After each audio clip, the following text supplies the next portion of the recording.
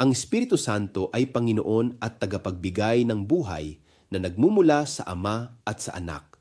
Siya ay kaisa ng Ama at ng Anak sa pagsamba at kaluwalhatian bilang tunay na Diyos na kumikilos sa paglikha, pagpapanatili at pagpapabanal ng buhay.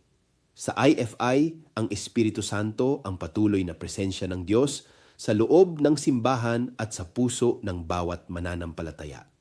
Siya ang nagbibigay lakas sa gitna ng kahinaan, gumagabay sa katotohanan at humuhubog sa pananampalatayang hindi nananatiling tahimik kundi kumikilos sa pag-ibig, katarungan at paglilingkod.